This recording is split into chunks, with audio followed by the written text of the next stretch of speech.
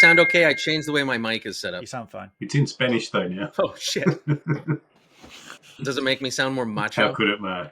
Why did I agree to this? Hello, I'm Mark on the Search for Trek. Welcome to 1 Minute at a Time, the show where we... I'm Izaak. I'm Izaak. Today, I am joined, as always, by my friends, Izaak from the island Tasmania. I haven't seen Mark this excited since Q turned up and asked him if he wanted to have Q-like powers. And Goodwill from the island of Great Britain. I'm Goodwill. Our very special guest today, Nina, from the island of Ireland. I'm Nina. This is the show where we watch and aggressively dissect with nerd-like minutia each and every minute of the greatest story ever told, Star Trek, the motion picture, as it says in the title, 1 minute at a time. Today we are watching, if you're with us on Patreon, we're going to watch it together now, minute 8 of Star Trek, the motion picture. If you're not one of our Patreon members, maybe consider checking us out if you like hanging out with people who like Star Trek. Otherwise, we'll be back in a second with a synopsis. 60 seconds. What happened in this minute of Star Trek the motion picture? There's a lot happening. We have a bunch of people watching Star Trek on The TV. Starfleet officers watching Klingons on TV, having some kind of a space battle. They don't know who the Klingons are fighting. Something powerful and mighty enough to actually scare Klingons. They are showing this mysterious blue cloud the taillights of their little Klingon ships. These orb-like Giant white orbs. These weapons are flying out of the cloud. One by one, their fleet is being It vaporized. takes a lot, well, unless you're a tribble, but it takes a lot to scare One Klingons. ship remaining. There's one Klingon ship remaining. More Klingon cowardice. Klingons are running away from the storm So cloud. mysterious, so dangerous, so powerful. Another orb comes out of the storm cloud, and it's coming at our last ship. Watch in horror at what is going Star on. Trek's ability to make you scared of the shape, the And orb. fires a photon torpedo at it to try to destroy There's it. suspense and there's mystery and there's action. We're scared about the power and the shape. In the last millisecond. Amazing cliffhanger style, the best cliffhanger we've got so far. We're 8 minutes into this I thing. love it. What's going to happen in the next 2 seconds when and if it hits the ship next week is so exciting. I can't wait. Okay, we've just watched minute 8. Do you guys, do y'all have one word to wrap up this minute? How do you feel right now having watched this? Graphics. Graphics. It's an excellent word. All right. Fear. Fear. Wow. Uncertainty. Uncertainty. There we go. Excitement. I'm excited. This is amazing. We just saw a Klingon ship get destroyed. Don't know what's happening to this one. Gotta wait. This is so much suspense. Gotta wait till next week. What notes do you have to improve this scene? I have but one note, and it is a criticism of the Klingons. You have got two huge, swelling engines either side of your battlecruiser. Why are you not going to war? And run away. And run away, you petachs, as you are. But you're running away very slowly. You're doing evasive maneuvers very slowly. Run away. Run away. Just tell us we can't go to war. Why? I don't know. Just do it. Just don't lazily listen. Honor. Honor. They're running away. Isn't that a Monty Python sketch? Yeah, I don't know. I think you're right. I think they should probably run away if they want to live. 1, 2. They are Klingons, but they had already turned around to start running away to begin with. So there's that. And anyone who wants to try to argue that they're maneuvering, give me a break. That's not maneuvering. They're running away. But they could have gone faster, like Goodwill says. I agree. They didn't seem very honorable. No. I mean, if you really go back and watch these last couple of minutes and watch the way the Klingons, they run away, the one screaming because the ship is exploding. What kind of a Klingon screams unless it's like a battle cry? And that was not a battle cry when the Starfleet people were watching the Klingon battle on If TV. you think about it, right, the Klingons were a feared enemy in the original series. Every time the Klingons were in an episode, you went, oh, shit's about to go down. And within the first few minutes of this movie, we just see them as cowards running away from a blue cloud. You wouldn't say that if they were in the same room as you. Yeah. You'd be going, great job. Very honourable. Yeah. I was going to say, tell that to Except the I won't. Except I won't, because half of them have been vaporized, Isaac. They deserve their fate. Izaak, do you have any notes for this minute that could I improve? do. Look, a lot of this movie so far has been incredibly realistic and plausible.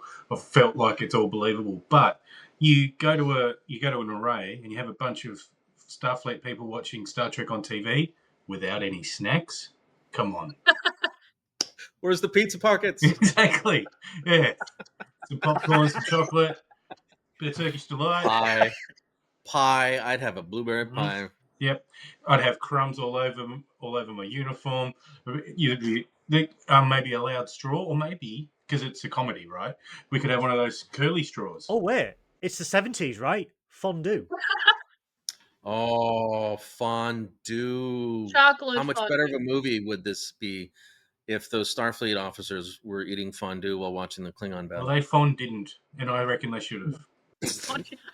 Fondant. Fondant. Uh, Nina, do you have any notes to make this a better minute? maybe, just maybe, flares. Flares? If you get it, you get it. Flares? Oh, yeah. Oh.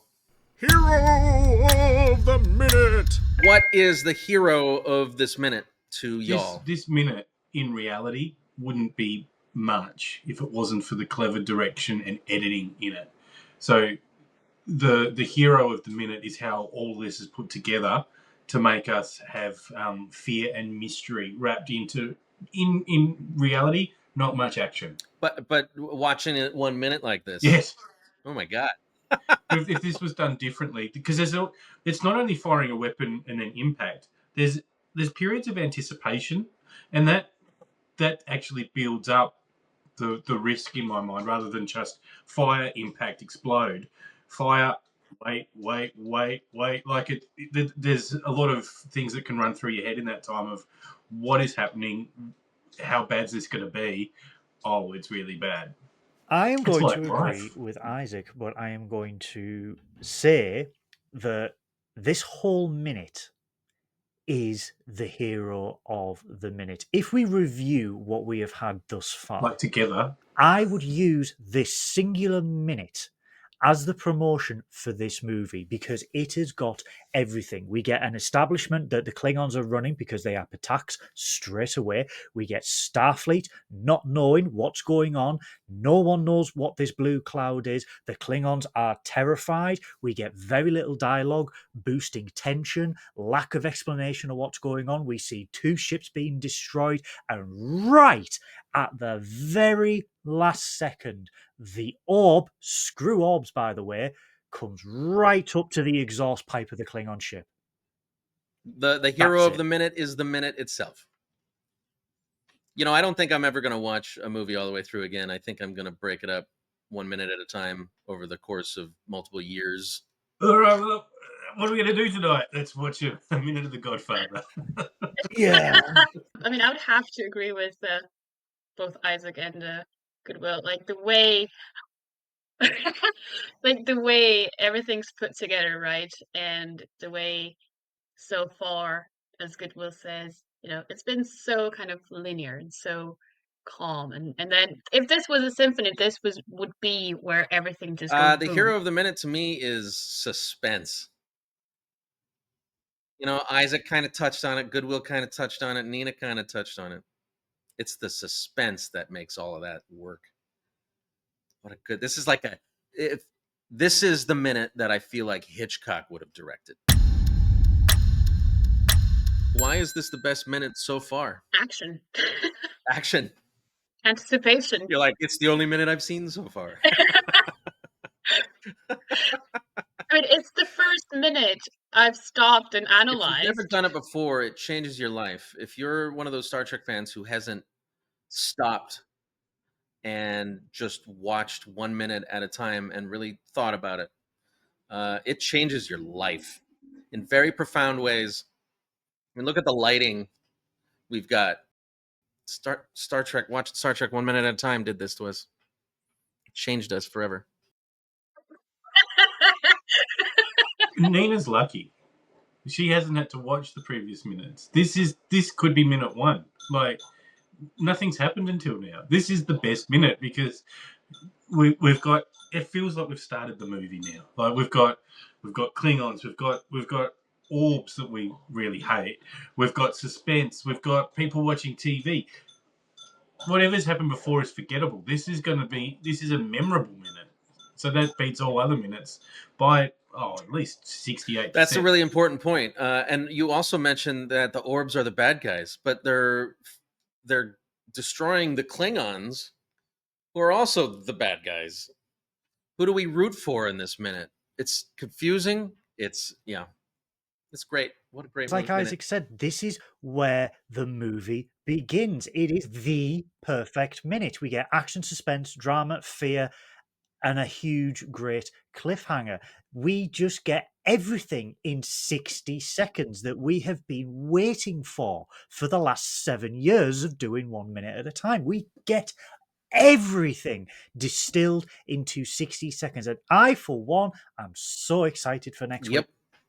All of those things. What did we learn this week? That nothing, and I mean nothing, beats a good cliffhanger. Speaking of cliffhanger, we're launching a new show. Izaak, what did we learn this week? Look, we learned a couple of things this week. So I still want to put it out there. We only know that there were 2 Klingon ships. There could be hundreds in a fleet here, just cloaked. So we're just assuming that just because what we can see is what's real. But I'm putting it out there that there's a lot of Klingons still there, able to rescue. Although you don't rescue Klingons, but you know that's on them. And also to be fearful and concerned about the power of the orb. Excellent lessons, all.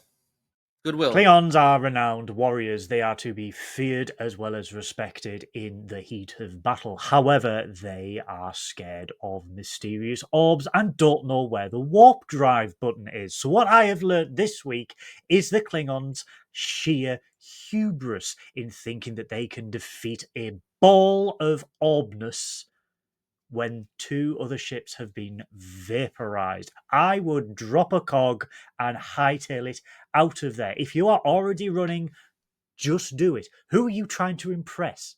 The Starfleet officers without any fondue? That's Come a good on, point. man. That's a good lesson learned. What I learned this week is that Nina is the 3rd special guest that we've had on this show. And what I've learned is the joy I get out of talking with someone who is watching Star Trek 1 minute at a time for the first time. It just gets better. It'll never get old. I'm going to love this forever. Now I want to find people all over the world and make them watch this movie, any movie, 1 minute at a time. Makes me happy. We'll be watching minute 9 next week. What do you think's going to happen next week? I think we are going to see the introduction of something dear and famous.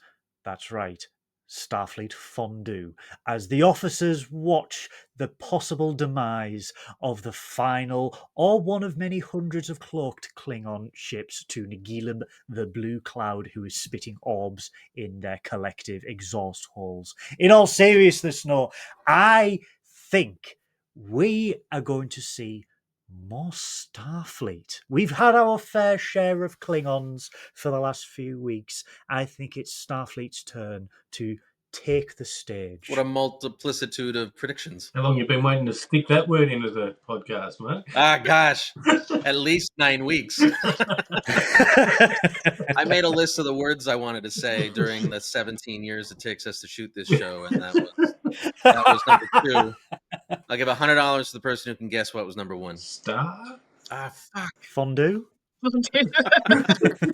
I've got a couple of answers, Mark. There's the one that I want to happen and the one that I think will happen. So the one that I want to happen is I've noticed a lot of trash talk coming from Goodwill towards the Klingons this week in particular. And look, we can all see the door that's behind his left shoulder. I would just love to see Michael Dorn or David Warner come in and just really berate him. Just clobber him. Yeah, exactly. I'd love to see. Just manhandle him right into the ceiling. Yeah, that's right. Even Alexander. I reckon Alexander versus Goodwill would be a good fight. 1 second he's there, Yeah. the other's not. Even Alexander could kick your ass. Joke's on you. I've got a blue barrel just waiting right there. You just have some Romulan ale with them and have a good night.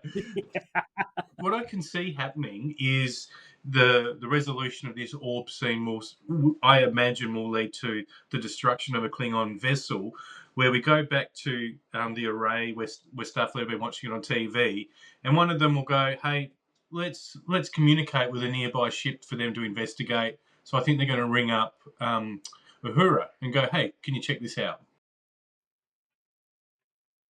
Because we haven't seen our crew yet, Mark. We're nearly 10 minutes in. As Isaac said, like, we haven't seen our crew yet. Oh yeah, they need to show up. Where, guys? Pick up the pace. Come on, like, catch up. Where are you? Speaking of our crew, I think next week, minute 9, we're gonna witness a handful of nerds sit down and watch Star Trek, the motion picture, 1 minute at a time. Minute 9. Nerd! See, my mom used to warn me about people like you guys. Nerds? You mean cool guys? You want to see my starships?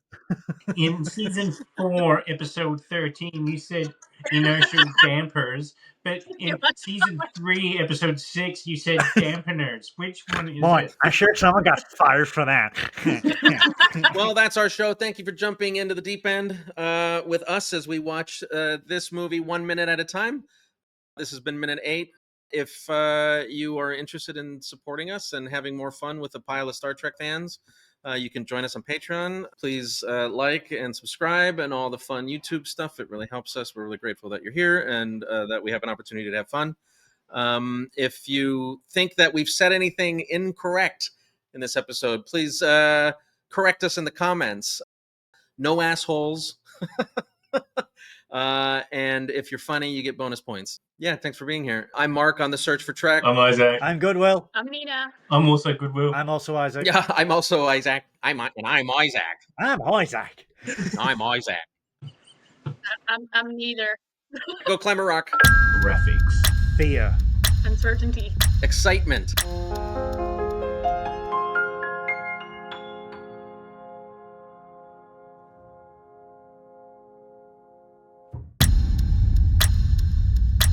Izaak, do you have a dad joke? What is the difference between a mountain goat and a goldfish? What? One of them mucks around the fountain.